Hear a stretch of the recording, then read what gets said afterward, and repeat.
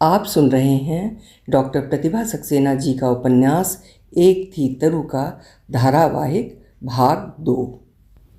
पहले भाग में आपने सुना था ट्रेन यात्रा के दौरान तरु और असित की पहली मुलाकात एक झगड़े से हुई। बाद में वो एक बार एक शादी में मिले। धीरे धीरे दोनों की मित्रता हुई, दोनों में बातचीतें शुरू हुईं और उसी दौरान दोनों को अपना बचपन का बिताया हुआ असामान्य पारिवारिक जीवन याद आने लगा। आगे सुनिए। तरु अपने अतीत में खोई हुई है।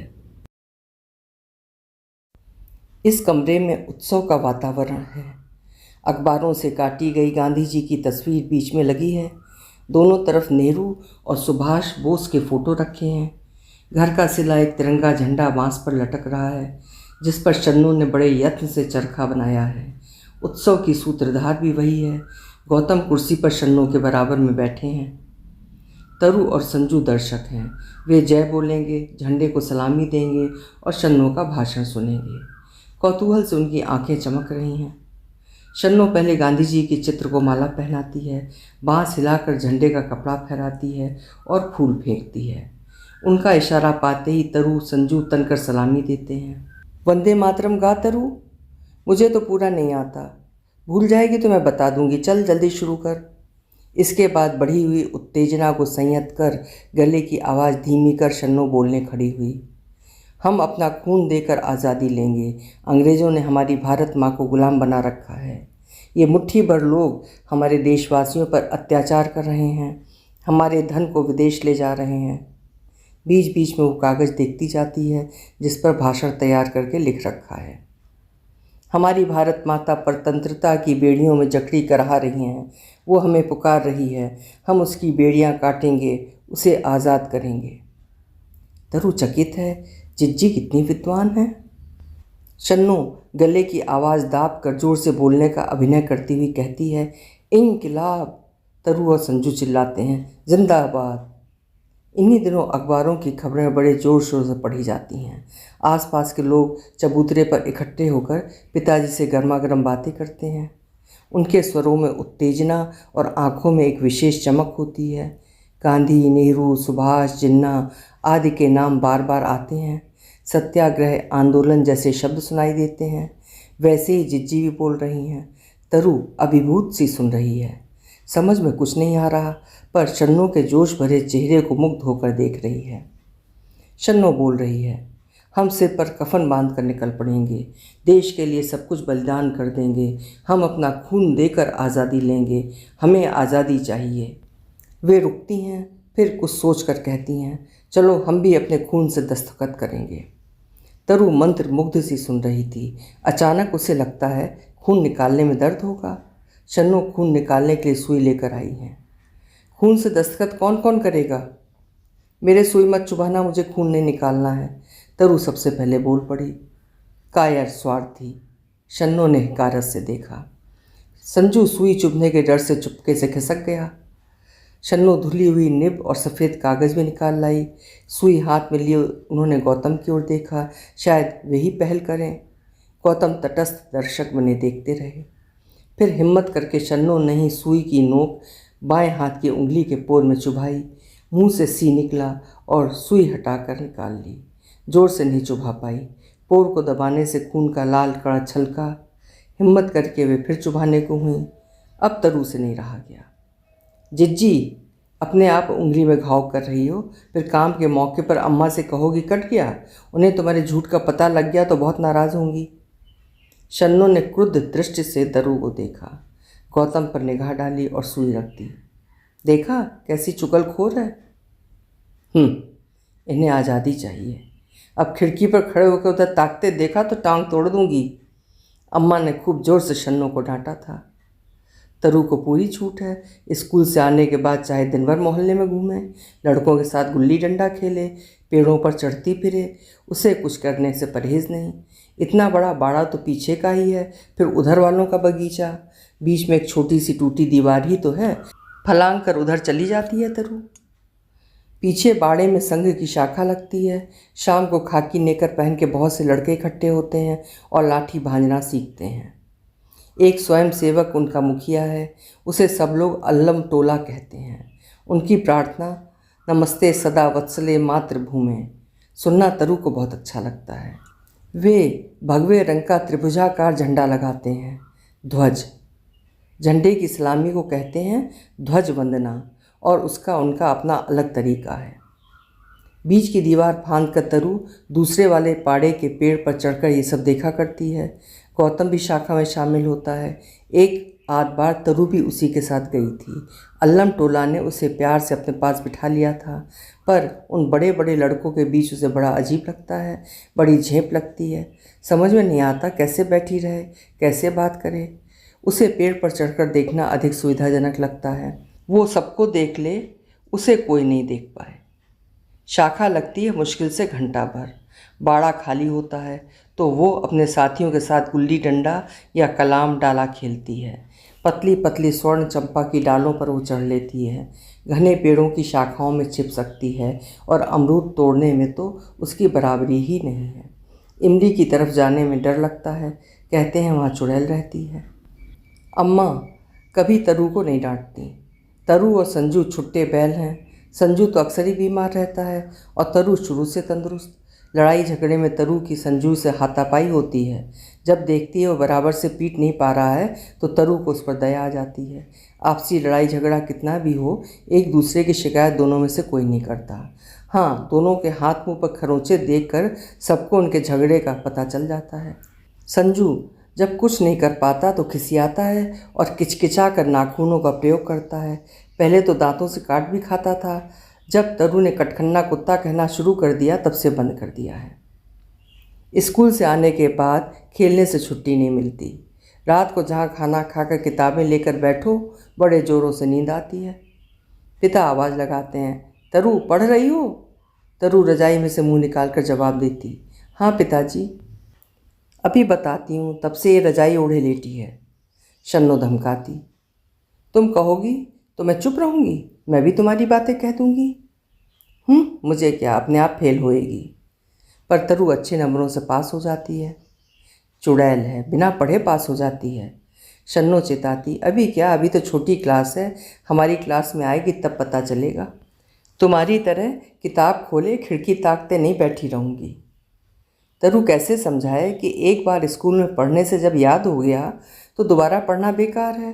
क्लास में पोएम और पहाड़े पूछे जाने पर फटाफट सुना देती है, पर पढ़ने से ज़्यादा उसे घूमना पसंद है। पिछली बार मन्नू के आने पर 2 दिन स्कूल नहीं गई थी। खेल की धुन में किसी से ये भी नहीं पूछा कि याद करने को क्या दिया गया है। वो तो क्लास में बहन जी ने 2-3 लड़कियों से पहले सुना और उनकी गलतियाँ ठीक कराईं तो सुन कर उसे याद हो गया। अपनी बारी आने पर फटाफट सुना डाली। कहीं बहन जी उसी से पहले पूछ लेती तो? अरे तो क्या, 2-4 फुटे मार लेती हाथ पर, ऐसे क्या मार पड़ी नहीं है कभी? पर वो सब बहुत पहले की बातें हैं। अब तो मन्नू ऐसी विदेश जा बसी कि सालों नहीं आती। शन्नू, जे तुम्हारी निकली भई लटें बड़ी प्यारी लगती हैं, मथुरा प्रसादिन ने हंसकर कहा था। घर पर अम्मा ने टोका था, और लड़कियां भी तो हैं, तुम ही सबसे निराली क्यों हो? इतनी शौकीनी, इतना बनाओ पटार, सब लोग क्या कहते होंगे? तुम्हें ही अनोखी जवानी चढ़ी है। शन्नो की सहेलियों के सामने भी अम्मा उसे बुरी तरह झड़क देती हैं। उसका मुंह जरा सा निकल आता है। जिज्जी जब खिलखिलाकर हंसती हैं तो तरु को बहुत अच्छी लगती हैं, पर अम्मा चौंक कर उनकी ओर देखने लगती हैं। शन्नो की सहनशीलता जवाब देने लगी है, पता नहीं इस घर से कब छुटकारा मिलेगा। शन्नो उस दिन बहुत रोई थी, आंखें सूज गई थीं। माता पिता दोनों बहुत क्रोध में थे, बार बार शन्नो पर चिल्लाते रहे। तारा वहाँ क्यों पहुँचा? ज़रूर तुम्हारी शहरही होगी, नहीं तो लड़कियों के स्कूल के बाहर उसका क्या काम? उसकी तो बाहर कहीं नौकरी भी लग गई है, फिर यहीं क्यों मंडराया करता है? नाक कटाकर छोड़ेगी चुड़ैल।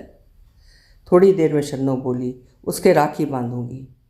अम्मा चिल्लाई, एक छोड़ 2-2 सगे भाई हैं, फिर क्या ज़रूरत है परायों की? उनकी हमारी कौन बराबरी? ना जात ना बिरादरी, ऊपर से बदनाम लोग हैं। पैदा होते ही मर क्यों नहीं गई? अम्मा कहे जा रही हैं। जा, निकल जा घर से, मर जा जाके। पढ़ने जाती है वहाँ की?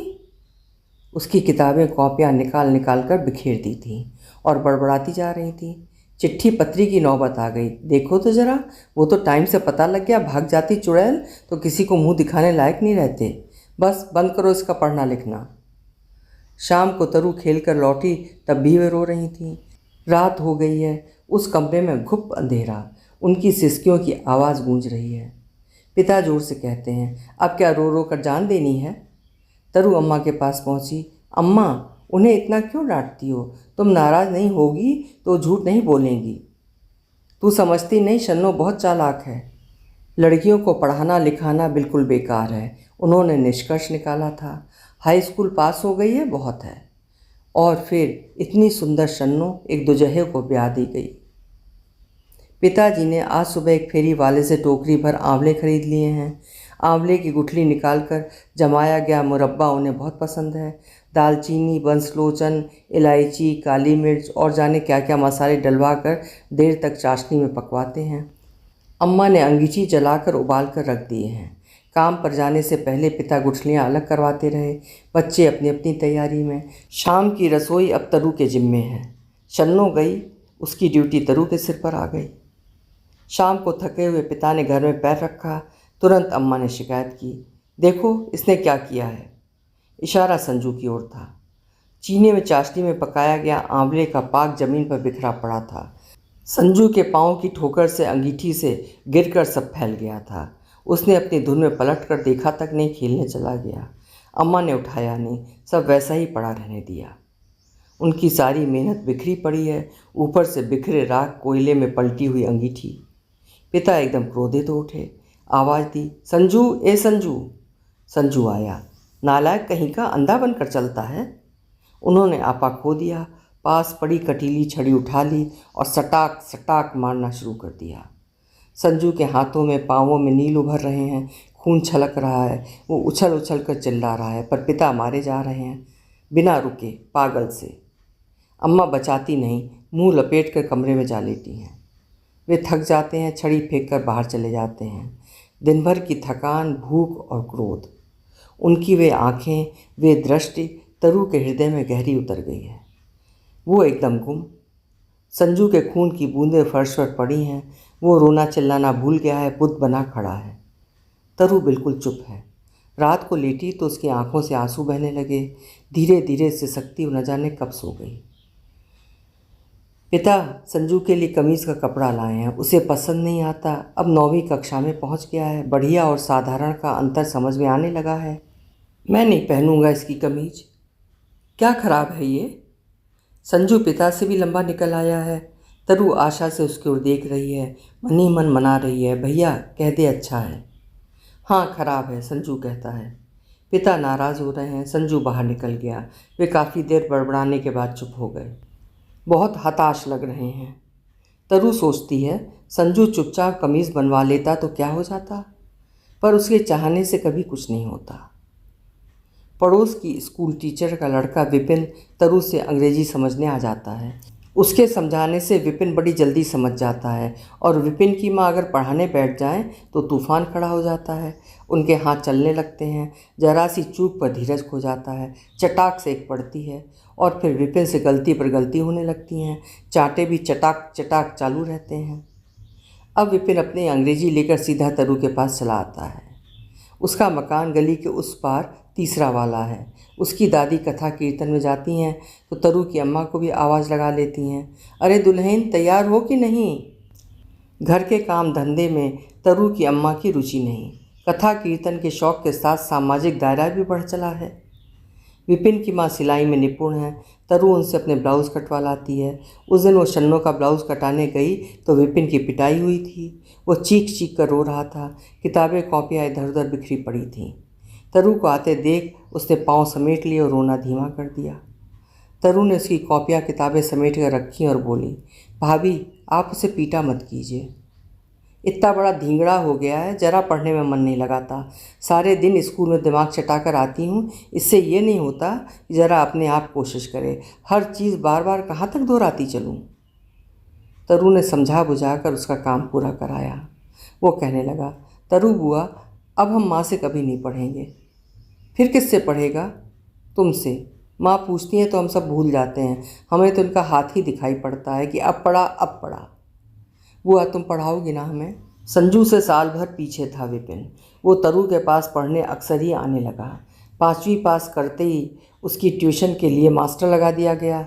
फिर भी वो कुछ ना कुछ पूछने अक्सर ही चला आता है। आज वो अंग्रेजी की पोएम पढ़ने आया है। मीनिंग याद कर लिए हैं कि नहीं? हाँ। तरु अर्थ बताए जा रही है। विपिन का ध्यान कहीं और है। बार बार वो उसके चेहरे की ओर देखने लगता है। दिमाग कहाँ चला गया तेरा? समझ ही नहीं आ रहा है, मैं बेकार बक रही हूँ? विपिन ने पूछा। बुआ अम्मा ने तुम्हें डांटा? तरु की पलकें भारी सी हो रही हैं, चेहरा बड़ा बुझा सा है। विपिन की निगाहें उसी पर टिकी हैं। तुझे क्या करना? पढ़ना हो तो पढ़, नहीं भाग जा यहाँ से। विपिन ने चुपचाप सिर झुका लिया। रुआसा सा हुआ या चेहरा देखकर तरु को तरस आ गया। बच्चे बड़ों की बातों में नहीं पड़ते। बच्चा कहा जाना विपिन को अच्छा नहीं लगा, पर उसने कहा कुछ नहीं। और तू ये समझता है विपिन कि मैं तुझे अपनी सब बातें बता दूंगी? मत बताओ, मुझे मालूम है। अच्छा क्या मालूम है तुझे? तुमने खाना बनाकर रखा था, अम्मा ने शर्मा जी के लड़के को सब दे दिया। तुझे कैसे पता? थोड़ी देर पहले मैं आया था, तुम घर पर नहीं थी। अम्मा ने गप्पू को टिफ़िन में भरकर सारा खाना दे दिया। तुम्हें भूख लगी है ना बुआ? नहीं तो? पर विपिन ने कोई प्रतिवाद नहीं किया, उठा और बाहर निकल गया। अच्छा हुआ चला गया, तरु ने सोचा। सहानुभूति पाकर उसकी आंखें भर आई थीं। थोड़ी देर में वो लौटा। कहाँ भाग गया था पढ़ाई छोड़कर? उसके हाथ में दोना है, वो तरु की ओर बढ़ा रहा है। लो बुआ पकड़ो ना। ये क्या है? दोने में 4 पूड़ियाँ और आम का अचार। अरे ये क्यों लाया विपिन? चुरा कर लाया है? चुरा कर नहीं लाया, चौके में कोई था ही नहीं, किसी को पता भी नहीं। अब से मत लाना कभी, मुझे भूख भी नहीं थी, और होती तो क्या खाना और नहीं बना लेती? बुआ ज़रूर खा लेना, तुम्हें मेरी कसम। स्वतंत्र होने के बाद देश को कितने धक्के लगे, बढ़े हुए उत्साहों पर पानी पड़ता गया। सारा ढांचा वैसा का वैसा ही। जनता की आशाएं टूटती रहीं। चाहा था कुछ और, पर कुछ और मिलता चला गया। मनों में और मूल्यों में गिरावट, बढ़ती हुई नारेबाजी और खोखला होता गया जीवन। नियम कानून ढीले पड़ते गए, सत्ता के लिए दांव पेच बढ़ते रहे, विश्वास टूटते रहे, मूल्यों में गिरावट आती गई। हर मन पर किसी न किसी रूप में निराशा की छायाएं, कहीं असंतोष, कहीं कुंठा, कहीं आक्रोश। जो मौका निकाल कर कोई न कोई बहाना लेकर कहीं न कहीं फूट पड़ता है। बीच वाले कमरे की दीवार पर भारत का एक बड़ा सा नक्शा टंगा रहता है। पिताजी गौतम के लिए लाए थे। भूगोल पढ़ने पर बहुत काम आता था। देश का विभाजन होने के बाद वो नक्शा उतार दिया गया। एक बार तरु ने कहा था, पिताजी दूसरा नक्शा? नहीं, टूटा फूटा देश देखना अच्छा नहीं लगता। तब से वो दीवार खाली पड़ी है। अम्मा लगातार बोले चली जा रही हैं। गोविंद बाबू उठे और अपनी फाइलें खोलकर बैठ गए। वे वहाँ भी पहुँच गईं। पराई लड़की को लाकर तुमने उसे सताने के सिवा और क्या किया? अपना उल्लेख वे हमेशा पराई लड़की कहकर करती हैं। उनके भतीजे का मुंडन का निमंत्रण आया है। वे उत्साह से जाने का प्रोग्राम बनाने लगी थीं। क्या लेना है, क्या देना है, कैसे क्या करना है, सारे विवरण तय कर रही थीं। पर गोविंद बाबू की ओर से कोई उत्साह नहीं। उन्होंने कहा, क्या करूं, छुट्टी नहीं मिल रही है, मजबूरी है। फिर वे शन्नो, गौतम और तरु से चलने के लिए कहने लगीं, पर तीनों का इम्तहान पास है, पढ़ाई में हर्ज होगा। बस संजू साथ जाने को तैयार है, अभी छोटा है ना। असल में बात छुट्टी या पढ़ाई की नहीं। 1.5 साल पहले मामा की बेटी की शादी में सब लोग गए थे, बड़े उत्साह से, चाव से भरे हुए पहुँचे थे, लेकिन सब गड़बड़ हो गया। एक एक दिन पहाड़ बन गया था, काटना मुश्किल। शुरुआत तो हर बार की तरह हुई थी। अम्मा अंदर जाकर सबसे चिपट चिपट कर रोईं। तुम सब ने मुझे भेज कर भुला दिया, कोई मेरी सुध नहीं लेता, जीऊँ चाहे मरूँ किसी को चिंता नहीं। मुझे वहाँ सबकी बहुत याद आती है, मैं बेचैन हो जाती हूँ। काहे बेचैन हो जाती हो बीबी जी? तुम्हारा अपना घर है, समझदार बच्चे हैं, राज करती हो। राज करती हूँ? तुम लोग क्या जानो कैसा राज करती हूँ। मौका पाते ही वे अपनी बहनों भौजाइयों से खुसुर करने लगती। अपने भाइयों से बार बार कहती, तुम ही लोगों ने समझाओ, सब हो जाएगा, शादी तो निपट जाने दो। वे सबकी सहानुभूति बटोरना चाहती हैं।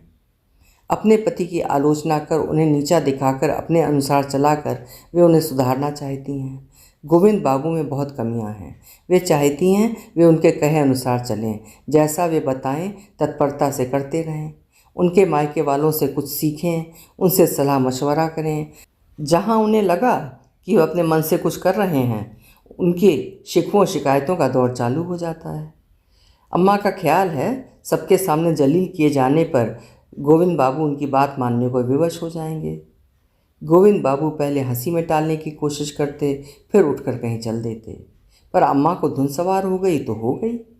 वे बच्चों को भेज भेज कर उन्हें बुलवाती और फिर कहना शुरू कर देती, देखो हर समय पीछे मत पड़ी रहा करो। वे नाराज़ हो उठे, 4 लोगों के बीच से बार बार बुलवाते तुम्हें शर्म नहीं आती? यहाँ भी तुम मेरी नहीं सुनोगे? और जो लोग भी हैं कैसी अच्छी तरह रहते हैं, किसी को मनमानी करते देखा है? क्या मनमानी करता हूँ? तुम क्या चाहती हो? तुम्हारे उठाए उठूँ, बैठाए बैठूँ, तुम्हारे इशारे पर नाचूँ? ये मेरे बस का नहीं है। उन्होंने रोना धोना मचा दिया। देख लो भैया, यहाँ मेरी नहीं सुनते तो वहाँ क्या करते होंगे तुम ही समझ लो। इनके सताने से देखो मेरा क्या हाल हो गया है। उन्होंने शिकायतों के ढेर लगा दिए। किसी तरह उनकी बहनें उन्हें वहाँ से ले गईं तो मामला शांत हुआ। फिर शादी के ऐन पहले दूसरी घटना घटी। उस दिन अम्मा कहीं गई थीं। उनकी दोनों छोटी बहनें पहन ओढ़कर गोविंद बाबू से बतियाने बैठ गईं। तरु को तो वहाँ आकर पता लगा कि हंसी मजाक में उसके पिता पीछे नहीं हैं। कितने सहज रूप से हंसते बोलते हैं। राधा और शकुन दोनों सालियाँ उनके साथ बैठने बोलने बतियाने का अवसर ढूंढती हैं। जीजा से मस्करी करने का उल्लास उनके चेहरों पर छलक रहा है। जीजा, तुम्हारी बातें सुनने को तरस गए हम लोग। क्यों? साड़ू साहब से तृप्ति नहीं होती? वे ठहरे दुकानदार आदमी, उनसे तो बस हिसाब किताब करवा लो। और इसके वाले? उसने छोटी बहन की ओर इशारा किया। इतना कम बोलते हैं जैसे हम लोगों से परहेज हो। गोविंद बाबू ने शकुन की पीठ पर धौल जमाया। क्यों अपने दूल्हा को इससे बोलने को मना कर रखा है तुमने? मैं क्यों मना करूँगी? वे तो मुझसे ही गिने चुने शब्द बोलते हैं। कौन से गिने चुने शब्द, जरा बताना तो। जोरदार ठहाका लगा। शकुन, तुम्हारे हाथ का पान खाए तो युग बीत गए, हम तो स्वाद ही भूल गए। अभी लो जीजा, पर पान मुफ्त में नहीं खिलाएंगे, फिर बाजार ले चलना पड़ेगा, बताए देते हैं पहले से। अच्छा, तो पान बेचने लगी हो, और वो भी बाजार के लिए? रही तो फिर चलना बाजार। जीजा, हम भी चलेंगे, दूसरी कहाँ पीछे रहने वाली। जो हमें अच्छा पान खिलाएगा उसी को ले जाएंगे। दोनों पान लगाने दौड़ी। राधा ने शकुन से कहा, हमारी जिज्जी पता नहीं क्यों खफा रहती हैं, जीजा तो बड़े खुश मिजाज हैं। हाँ, उनके सामने ज़रूर बुझे बुझे से रहते हैं। हमारी बहन ज़रूर हैं, पर जो उनके साथ रहे वही जान सकता है, दूसरा क्या जाने। उनकी कभी पटी है किसी से? बस अपना ही अपना, अपने से आगे कभी सोचती हैं कुछ? पल्ले सिरे की शक्की और झक्की। हमें तो उनके साथ रहते घबराहट होती है, पता नहीं वहाँ कैसे क्या करती होंगी। दिखाई तो दे रहा है, एक न एक तमाशा खड़ा कर हंसाई करवाती हैं। वो तो जीजा में बड़ी समाई है, नहीं तो। पीड़े लेकर दोनों पहुँची। जीजा, पान। अरे वाह, क्या लज्जतदार पान लगाया है, आज तक ऐसा पान नहीं खाया। हम तो घाटे में रह गए शकुन। कैसा घाटा? जिसे घरवाली बनना था वो साली बन गई, और साली बनकर पराए घरवाली बन गई। हंसते हुए गोविंद बाबू ने शकुन राधा को हाथ पकड़कर बैठा लिया। अरे, राधा के मुंह से निकला।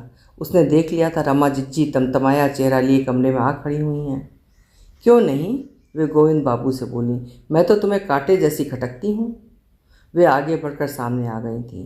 बड़ी देर से लीलाएं देख रही हूँ, मेरे पान की तो कभी तारीफ नहीं की तुमने। वही तो मैं कहूँ, यहाँ क्यों ठहाके लग रहे हैं। अपनी बहनों को वे तीखी नज़र से देख रही थीं। चुड़ैलें मेरी बहनें हैं कि सौतें हैं? अपने दूल्हा को उधर भेज दिया और पराए मर्दों के साथ गुलछर्रे उड़ाए जा रहे हैं। तुम्हें जरा भी शर्म लिहाज नहीं? उन्होंने पति की ओर घूमकर कहा। शकुन ने सफाई देने की कोशिश की तो बुरी तरह डपट दिया। राधा ने तेज पड़कर चुप कराना चाहा तो आपे से बाहर हो गईं। बवेला मच गया, तमाम रिश्तेदार इकट्ठे हो गए। राधा शकुन रोती हुई उठी और चली गईं। भौजाई ने शांत कराने की कोशिश की तो उन्हीं पर उबल पड़ी। गोविंद बाबू पर लगने वाले लांछनों की कोई सीमा नहीं। रिश्तेदार समझाने या दूसरा पक्ष प्रस्तुत करने की कोशिश करते तो और उग्र रूप धारण कर लेती हैं। रिश्तेदारों से भरा घर, तरह तरह की बातें होने लगीं। उसके बाद से गोविंद बाबू कमरे में चुपचाप बैठे रहते थे। सालियाँ सलहजें पास नहीं पटकतीं। तरू की अम्मा से भी लोग कतराने की कोशिश करते, पर वे किसी न किसी को घेर कर अपना दुखड़ा सुनाने बैठ जाती। इधर उधर चर्चाएं होती। इन लोगों को देखते ही सब पर चुप्पी छा जाती। शन्नो गौतम उखड़े उखड़े से घूमते, सिर उठाना मुश्किल लगता। बाद के 3 दिन ऐसे कटे जैसे पहाड़। और अब फिर वहाँ जाने की बात चली है। उन्होंने गौतम से कहा, तुम चलो मेरे साथ। अरे ऐसे मौके पर ही तो अपनों से मिलना जुलना होता है और लोगों का ढंग देखकर कुछ सीखोगे। पर गौतम को वहाँ जाकर अपनापन लगता ही नहीं, बल्कि अम्मा भी पराई लगने लगती हैं। पिछली बार उन्होंने उसकी कोई शिकायत बड़े मामा से की थी और उन्होंने उसके कान खींचे थे सबके सामने। शन्नो को उनके साथ जाने में बिल्कुल रुचि नहीं थी। औरों के बच्चों को देख देकर सिहाती हैं, देखो सुधा अपनी माँ का कितना ध्यान रखती है, गोपू कितना सीधा है, हर काम अपनी माँ से पूछकर करता है। और अपने बच्चों पर शिकायत भरी नज़रें डालकर उनकी खामियां दिखाने को तत्पर रहती। लड़कियों के बीच से बुलाकर शन्नो को पूरियां बेलने बिठा देती।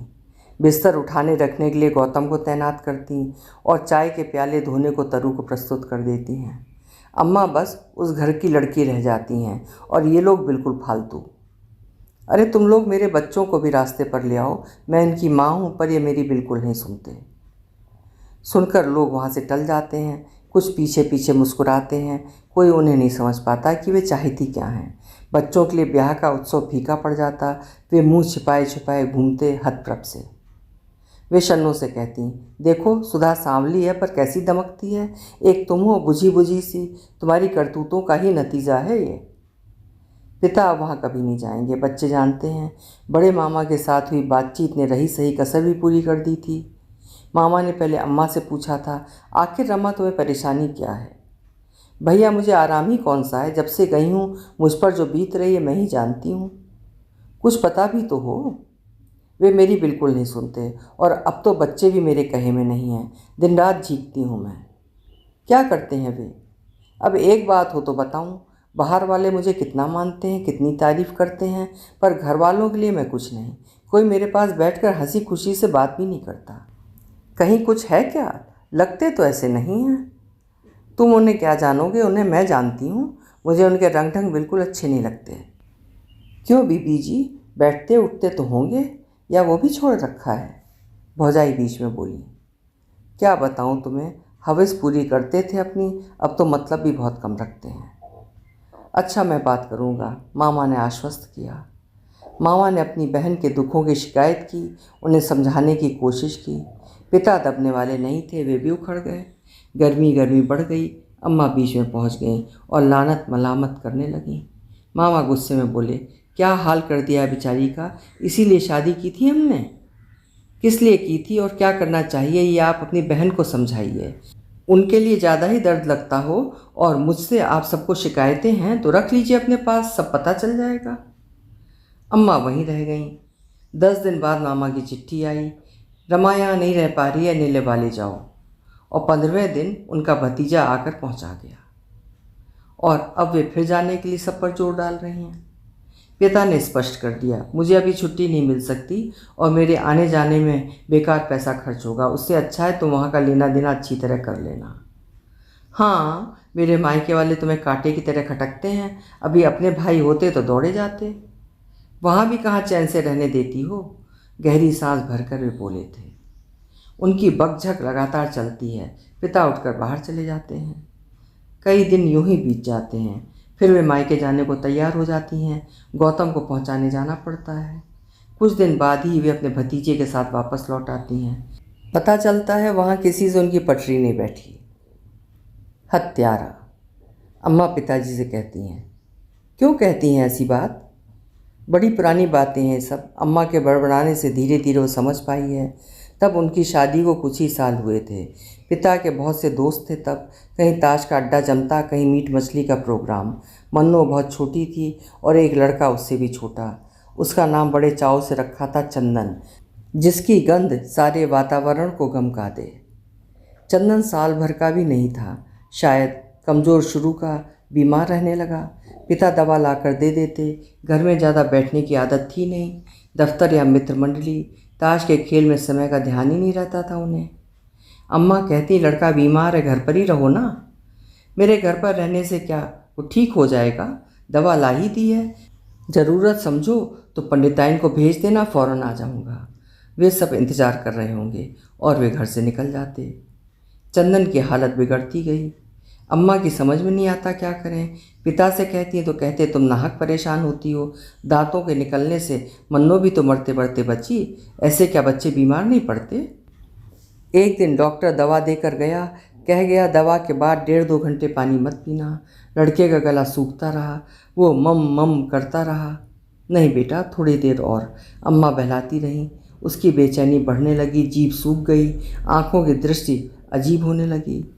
अम्मा ने उठाकर पेट से चिपका लिया। बच्चे की दशा बिगड़ रही थी, जीभ प्यास से ऐंठ रही थी। उसने करुण दृष्टि से अम्मा को देखा और जीभ निकालकर अस्फुट स्वर में पानी मांगा। अभी पानी कैसे दे दें, 1.25 घंटा हुआ है, कहीं कुछ हो गया तो? पर होना कहाँ रुक पाया था। फिर उसने पानी नहीं मांगा, आंखें खुली की खुली रह गईं, अम्मा की ओर देखती हुई। घर पर अकेली वे और एक छोटी सी बच्ची मन्नो, वो भी सो गई थी। रात के 10 बज रहे थे। फिर वो ज़ोर से चिल्लाई। पड़ोसी दौड़े, पिता आए, पर तब तक कुछ नहीं हो सकता था। प्यासा चला गया मेरा बेटा, अब भी वे हमेशा कहती हैं। उसकी वे निगाहें दिन रात मेरे मन को चुभती हैं, कलेजे में हूक उठती है। इन्हीं की लापरवाही से चला गया मेरा लाल, प्यास से तड़प तड़प कर मर गया। अरे हत्यारे, पापी, तुम्हें भुगतनी पड़ेगी इसकी सज़ा। गौतम दादा नौकरी करने बाहर चले गए। रह गए तरु और संजू। संजू घर में रहता ही कितना है, स्कूल, खेल और अपनी पढ़ाई। घर में क्या होता है उसे पूरा पता ही नहीं रहता। अभी उम्र ही क्या है उसकी, 15 साल में समझ भी पूरी कहाँ आ पाती है। तरु थोड़ी ही बड़ी होकर बहुत समझदार हो गई है। वो अधिकतर चुप ही रहती है, कहे भी किससे। संजू से कहने से फ़ायदा ही क्या, जब वही कुछ नहीं कर सकती तो छोटा होकर संजू क्या कर लेगा। अम्मा का झुकाव तो शुरू से अपने मायके की तरफ बहुत रहा है। शुरू से ही उन लोगों के सामने वे पिता की आलोचना करती रहीं। वे लोग भी उनका मन हटाते रहे और पिता से संतुष्ट रहे। शिकायतबाजी भी चलती रही। उनके मायके में कोई कामकाज होने पर स्थिति और दारुण हो जाती है। अम्मा अपने भाई बहनों के सामने किसी प्रकार की कमी बर्दाश्त नहीं कर सकती। वे सबसे बढ़ चढ़ कर रहना चाहती हैं, नहीं तो उन्हें लगता है कि उनकी हेठी हो रही है। वे उन्हें बहुत देकर उनसे सम्मान स्नेह पाना चाहती हैं। कभी कभी गुस्से के मारे वहाँ के कामों में जाती ही नहीं और महीनों अपनी कुंठा पिता पर निकालती रहती हैं। बात बहुत बढ़ने पर गोविंद बाबू चिल्ला पड़ते, पैसा पैसा कहाँ से लाऊं, पैसा चोरी करूं, डाका डालूं, सब लाकर हाथ पर रख देता हूं, बाहर एक कप चाय तक नहीं पीता। उनकी शिकायतें जारी रहती हैं तो वे बिगड़ते हैं। और चाहिए तुम्हें तो मुझे मार डालो, मेरा खून पी लो, हड्डियाँ बेच आओ। अम्मा बोलने में बहुत कटु हैं। उन्हें अपनी जीभ पर नियंत्रण नहीं रहता। जाने कब की पुरानी बातें लाकर उन्हें अपमानित करने लगती हैं। पिता सुनते रहते हैं, क्रोध को भीतर ही भीतर निगलते रहते हैं। जब बर्दाश्त से बाहर हो जाता तो हाथ से उनके बाल पकड़कर झकझोर देते हैं। वे भी झपटती हैं, दोनों चिल्लाते हैं। तरु बीच में घुसकर बचाना चाहती है। माँ चिल्लाती है, अच्छा बाप बेटी दोनों मिलकर मुझे मार डालो। अरे फाड़ डाली। पिता का आर्त स्वर कानों में जाता है, यही तो एक ढंग की कमीज़ थी, अब क्या पहनकर बाहर जाऊंगा।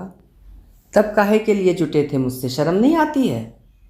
मेरे खून की प्यासी हो तुम, कभी चैन से नहीं रहने दोगी। तरु इस सब की साक्षी नहीं बनना चाहती। पिता का आर्त स्वर मन को बुरी तरह मथे डाल रहा है। ओह, कैसे जानवरों की तरह। ओह, मुझे क्या हो गया है, स्वयं को धिक्कारने लगती है। विचारों पर काबू नहीं रहता। आवाज़ें फिर उसके कानों में आने लगी हैं। अब पता लगा तुम्हें दूसरे के सामने नीचा देखना क्या होता है? मुझे तो ज़िंदगी भर नीचा देखा है तुम लोगों ने। तुम स्वार्थी हत्यारे। हत्यारा मैं नहीं, तुम हो। मुझे खाकर चैन लोगी, सबको खा लोगी, फिर भी संतोष नहीं होगा तुम्हें। अपनी इच्छा पूरी करने के लिए मेरे बेटे को मार डाला। वे फिर झपटी हैं, कमीज फट रही है, चर्र चर्र। रुका नहीं जाता, तरु दौड़ती है। अम्मा मत फाड़ो कमीज, तू चुप रहे, बड़ी खैरख्वाह बनी है बाप की। मेरे लिए भी कभी लगता है, सब उन्हीं को पूछते हैं। नई कमीज नहीं बनवा सकते अपनी कमाई से? वे नहीं बनवाएंगे, तरु जानती है। वे खाना नहीं खाएंगे, तरु जानती है। वे कभी किसी से कुछ नहीं कहेंगे, ये भी तरु जानती है। और अम्मा, उन्हें शिकायत है कोई उनका ध्यान नहीं रखता। पर जो खुद सबसे पहले अपने लिए ही सोचता है, उसका ध्यान कोई कैसे रख सकता है। तरु की समझ में नहीं आता क्या करे।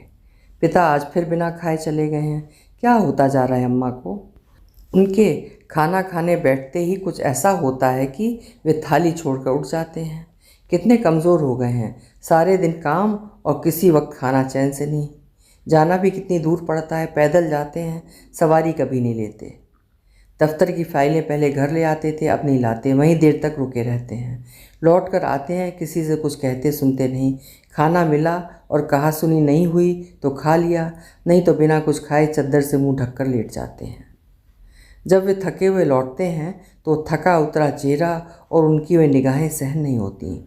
आते ही पहले चोर निगाहों से चारों ओर देखते हैं। अम्मा नहीं होती तो तरु से पूछ लेते हैं, कुछ है खाने के लिए? तरु तैयार रहती है इस समय के लिए। झटपट उठकर थाली परस लाती है। वे जल्दी जल्दी खाना खाने लगते हैं। बड़े बड़े कौर तेज़ी से चबाकर गले से नीचे उतारने लगते हैं। वो बनाती रहती है, पेट पर खाना खाने तक अम्मा ना आए, पर कभी कभी अधखाई थाली वैसे ही पड़ी रह जाती है। अम्मा की जुबान रुकती नहीं। वे थाली छोड़कर उठ जाते हैं और मुंह ढाँक कर लेट जाते हैं। लड़ाई पहले भी होती थी, पर इतनी नहीं कि कोई भूखा रहे और दूसरा अपनी झक पूरता रहे। जब से अम्मा बीमारी से उठी हैं और मायके होकर आई हैं, उनकी सारी स्वाभाविकता समाप्त हो गई है। पहले भी पिता नाराज़ होते थे, बच्चों को डांटते थे, अम्मा पर झल्लाते थे, कभी कुछ खाने की फरमाइश भी करते थे, पर अब घर घर नहीं लगता। जाने क्या होता जा रहा है। अब वे कुछ नहीं कहते। अम्मा जो चाहे कहती रहें, बोलेंगे नहीं। चुपचाप पड़े खाली खाली आंखों देखते रहेंगे। तरु को जाने कैसा लगने लगता है। कंघे से बाल झाड़ती तरु पूरी खिड़की खोलकर खड़ी हो गई। अभी विपिन स्कूल जाने के लिए सड़क पर निकलेगा। तरु की निगाहें सड़क पर लगी हैं। विपिन, ए विपिन, कैसी धुन में चला जा रहा है, सुनता ही नहीं। फिर वो खिड़की से सिर निकालकर जोर से चिल्लाई, अरे ओ विपिन। उसने सिर उठाकर देखा। मुझे बुला रही हो? तरु ने सिर हिलाया। वो आकर खिड़की के नीचे खड़ा हो गया। विपिन, मेरा एक काम कर देगा? क्या? पिताजी को खाना पहुंचा देगा? आज फिर ऐसे ही चले गए? उन्हें 9 बजे जाना था, मैंने सोचा तेरे हाथ भेज दूंगी। कहकर उसे शक हुआ। विपिन ने झूठ पकड़ तो नहीं लिया, वो अपनी ही धुन में था। लाओ जल्दी। तरु के पीछे पीछे वो अंदर आ गया। तरु ने पराठे सब्जी पत्ते में लपेट कर लिफाफे में डालते हुए कहा, देख यहाँ किसी को पता ना लगे। लेकिन कैसे ले जाएगा? ये बैग है ना मेरा, कपड़े में लपेट दो, इसी में रख लूँगा। हाँ ऐसे।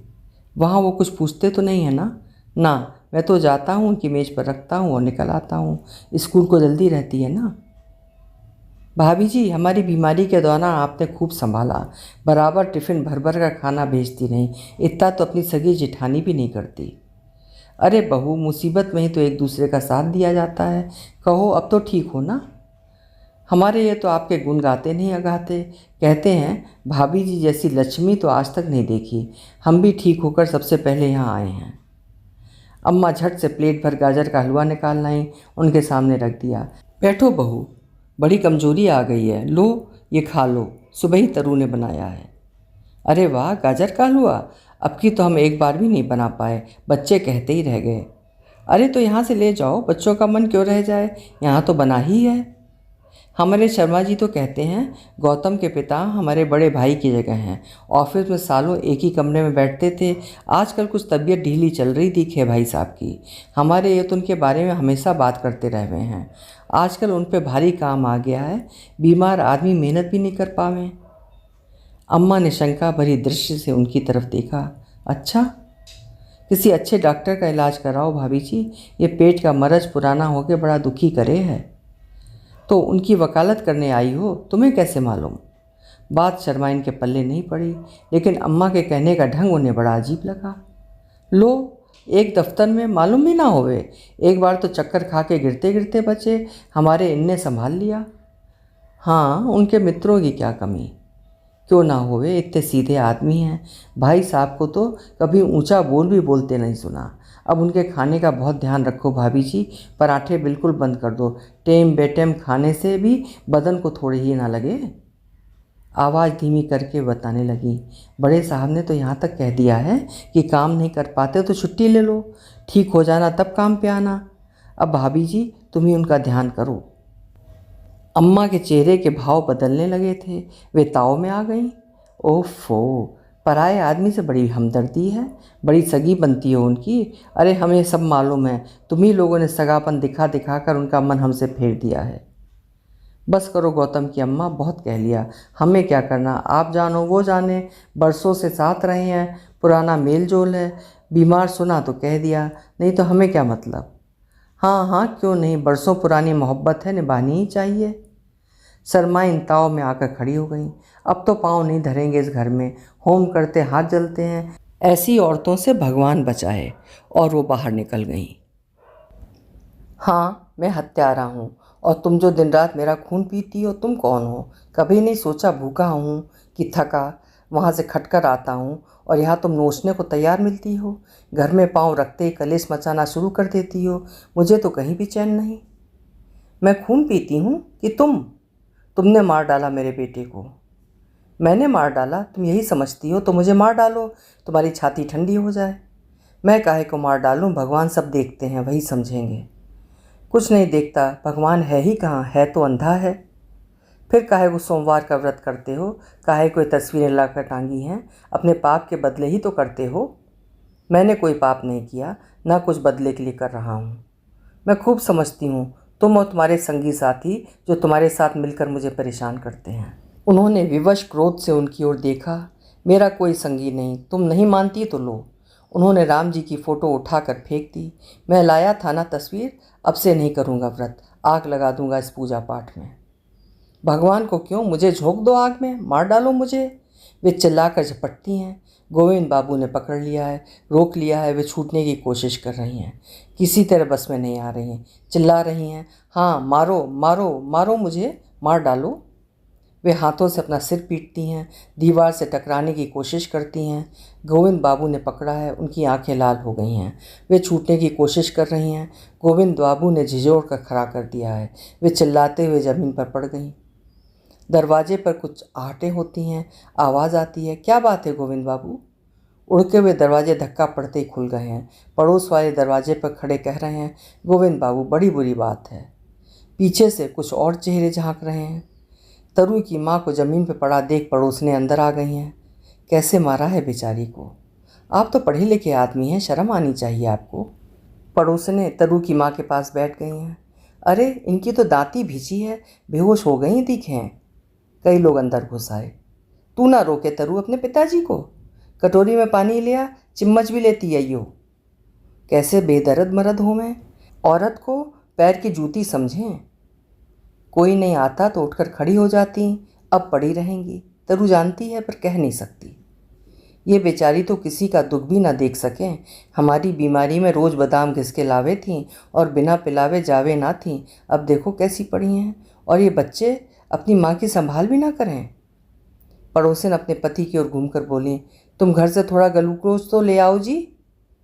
तरु अंदर से ग्लूकोज का डिब्बा ले आई है, पानी में घोल रही है। बेचारी को मर्द पूछे ना बेटा बेटी। तरु कहाँ गई थी? पिताजी मीना के घर। 3 घंटे हो गए तुम्हें घर से निकले हुए, कुछ तो सोचना चाहिए। तरु पिता के बिल्कुल पास चली आई, धीरे से बोली, पिताजी मेरे पास पॉलिटिकल साइंस की किताब नहीं है। मीना रेगुलर है, लाइब्रेरी से इशू करवाती है, अलग अलग राइटर्स की, उसी के साथ पढ़ लेती हूँ। घर के लिए क्यों नहीं ले आती, अपनी अम्मा की आदत जानते हुए भी? तरु की आंखों में विवशता छलक उठी है। वो हफ्ते भर को लाती है पिताजी, साथ में डिस्कस करने में देर लग जाती है। उसके कॉलेज वाले नोट्स भी वहीं देख लेती हूँ। अब उससे कहूँगी घर में लाकर उसके नोट्स बना दिया करूँगी, फिर साथ में बैठ कर उसे डिटेल्स में बताना तो पड़ेगा ही। पिता ने फिर कुछ नहीं कहा। बीए का फॉर्म भरवाते समय उन्होंने कहा था, तुम्हारी अम्मा को लड़कियों को पढ़ाना पसंद नहीं, मेरे पास किताबों के लिए अलग से पैसे नहीं, घर का हाल तुम देख ही रही हो। फॉर्म तो किसी तरह भरवा दिया, पर आगे कैसे करोगी? अम्मा का हाल खूब अच्छी तरह जानती है तरु। उन्हें पढ़ाई से चिढ़ हो गई है।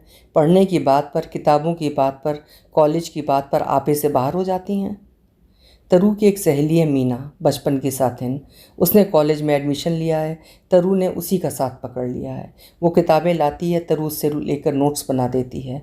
मीना को बने बनाए नोट्स मिल जाते हैं। वो अपने क्लास नोट्स भी तरु को सौंप देती है और तरु बैठ कर पूरा मैटर छानती है। मीना के विश्वास पर ही पिता को आश्वस्त कर दिया था उसने कि कॉलेज की बात नहीं करेगी, किताबें नहीं खरीदवाएगी, घर का पूरा काम कर तब कुछ और करेगी। फिर भी 2-3 किताबें पिता ने लाकर दी थीं। अम्मा बहुत अस्वस्थ रहती हैं और बहुत असंतुलित। तरु के ऊपर घर का सारा काम आ पड़ा है, वो चुपचाप सब निपटा लेती है, फिर भी उसके आने जाने पर ज़्यादा रोक टोक नहीं करती।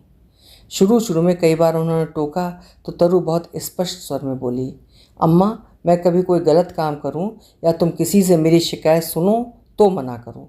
बेकार में क्यों रोकती हो? मैं सिर्फ मीना के घर जाती हूँ, उससे मुझे बहुत मदद मिलती है। पर जिस दिन उसे बाहर 2-3 घंटे हो जाते वे नाराज़ होने लगती, चिल्लाती हैं, पढ़ाई को कोसती हैं, तरु को कहनी अनकहनी सुनाती हैं। पता नहीं इन्हें पढ़ने से क्यों इतनी चिढ़ है। तरु समझ नहीं पाती। समझाने की कोशिश करने पर वे उसी पर उलट पड़ती हैं। वे क्या चाहती हैं तरु समझ नहीं पाती। मीना ने एक मोटी सी किताब तरु को दी है। खुद वो कहीं बाहर जा रही है। चाहती है हफ्ते भर में तरु नोट्स बना ले, फिर विस्तार से उसके साथ डिस्कस भी कर ले। तरु ने हामी भर ली। तरु रात को 1 बजे तक जागती है। दिन में लगकर बैठने का समय ही नहीं मिलता। इस एक किताब में पूरा मैटर है। अब इस पेपर के लिए कहीं और भटकने की ज़रूरत नहीं। काफ़ी प्रश्न बनते हैं। जी जान से तरु उनके उत्तर का मैटर तैयार करने में जुटी है। एक दिन सिर में दर्द होने लगा। उसने किताब खिसका दी और 10 बजे के पहले ही सो गई। सुबह किताब मेज पर नहीं थी। मेरी किताब कहाँ गई? संजू उठाता तो बता देता, पिता तो उठाते ही नहीं। फिर किताब कहाँ गई? अम्मा, मेरी किताब मेज पर रखी थी। मुझे परेशान मत करो, मैंने यहीं रखी थी, तुमने उठाई है क्या? हाँ, मैंने उठाई है। 1-1 बजे तक जग कर तंदुरुस्ती चौपट कर रही हो। ऐसी क्या ज़रूरत है किताबें पढ़ने की? मेरे पढ़ने से तुम्हारा क्या नुकसान है? एक वो पढ़ती थीं, उनने बड़ा सुख दिया, एक तुम दोगी। इशारा शन्नों की ओर था। मैंने ऐसा वैसा कुछ नहीं किया, मैं घर का काम भी कर लूँगी। लड़का कहाँ मिलेगा इतना पढ़ा लिखा कर, और उसकी मांगें पूरी करने को पैसा कहाँ से आएगा? वो सब बात की बातें हैं। वो किताब मीना की है, जल्दी वापस करनी है। दिमाग तुम्हारे भी बढ़ते जा रहे हैं। मेरा कहा सुनती नहीं हो, फिर कहोगी मैं नौकरी करूँगी। पर वो किताब मुझे वापस करनी है। तुम सुनोगी नहीं तो यही होगा। वो लाइब्रेरी की किताब है, मुझसे मांग कर लाई हूँ। उस पर फाइन पड़ने लगेगा, मुझे देना है।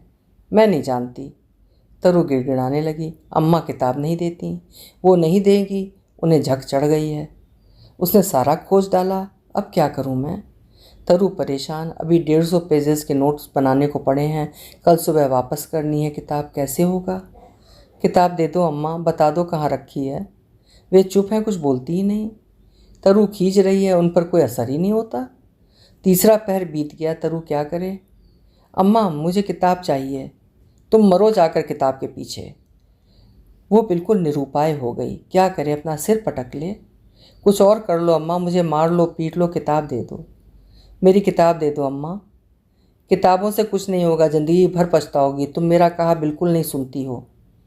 वे पढ़ाई के सख्त खिलाफ हैं। तरु पर कुछ असर नहीं पड़ता। उसे सिर्फ एक धुन है, पढ़ना है, पढ़ना है, बीए पास करना है। वो और सब सह लेती है, पढ़ाई के बारे में कुछ नहीं सुनती। गुस्सा आने पर अम्मा खूब उल्टा सीधा बकती हैं, तब थोड़ी देर के लिए किताब बंद करके रख देती है। पर आज तो उन्होंने किताब छिपा दी है। तरु रो रही है, रोते रोते कह रही है किताब उसकी है, मुझे किताब दे दो। रो, खूब रो। अम्मा गुस्से में आ गई हैं। ज़िंदगी भर रोगी तुम, देख लेना, रोए नहीं चुकेगा। कुछ देर बकझक करके वो मंदिर चली गई। बावली सी तरु घर भर में चक्कर लगा रही है। सब जगह ढूंढ चुकी, किसी तरह चैन नहीं पड़ा। कोई उपाय समझ में नहीं आ रहा है। फिर नए सिरे से खोज शुरू की। मसाले के डिब्बे के पीछे वो क्या चमक रहा है? वही है किताब। तरु उठाती है, साड़ी के पल्ले से पोंछती है। अब सुबह का इंतज़ार नहीं करेगी। रात में सारे काम निपटा कर संजू से किताब भिजवा देनी है। नहीं तो कहीं फिर उन्होंने उठा ली तो 10 बजे तक संजू से भिजवा दे। पर समय ही कितना है, सिर्फ 6 घंटे, और शाम के खाने की व्यवस्था भी उसी बीच। जल्दी जल्दी सारा काम खत्म करती है। मन में बड़ा संशय है, हो पाएगा या नहीं। नहीं हुआ तो मीना क्या कहेगी? फिर उससे किताब मांगने की हिम्मत कैसे पड़ेगी? 150 पेज। नहीं हो पाएगा तो नहीं हो पाएगा। लिखना किसी तरह नहीं हो पाएगा, पढ़ लूँ, फिर याद करके लिखूँगी। तय कर लिया उसने। बाहर के दरवाजे बंद कर दिए, किताब खोलकर बैठ गई। साथ के कागज़ पर सिर्फ मेन पॉइंट्स नंबर वाइज। घड़ी की सुइयां बराबर आगे बढ़ रही हैं। तरु ने दृढ़ निश्चय कर लिया है, पूरा करना ही है। पढ़ रही है वो, पढ़े जा रही है एक चित्त। पन्ने एक एक करके पलटे जा रहे हैं। 10, 20, 30, 50, 70, 100। अरे अभी 50 और हैं। सिर को झटका देकर वो फिर जुट गई। 10 बजने में 8 मिनट बाकी हैं। वो संजू को किताब पकड़ा आई। भैया जल्दी पहुंचा दो। संजू को भेजकर गिने हुए पॉइंट्स लिखने बैठी। चारों तरफ कहीं कुछ नहीं है, किसी का भान नहीं, किसी का ध्यान नहीं। संजू कब आया कब गया उसे कुछ पता नहीं। इधर उधर क्या हो रहा है होश नहीं। कितने भी बज जाएं अब कोई चिंता नहीं। वो लिख रही है, लिखती जा रही है, सिर्फ लिखती जा रही है। सब याद आता जा रहा है, जैसे दिमाग में पढ़े हुए पन्ने कहीं लिख गए हों और तरु उतारती जा रही हो। हाँ, सिर्फ मस्तिष्क बोल रहा है, तरु लिख रही है, कलम चल रही है, और कहीं कुछ नहीं, कहीं कोई नहीं, अकेली तरु और उसकी चलती हुई कलम। कहीं कुछ नहीं हो रहा है इस समय। उपन्यास एक थी तरु की कहानी जारी रहेगी अगले भाग 3 में।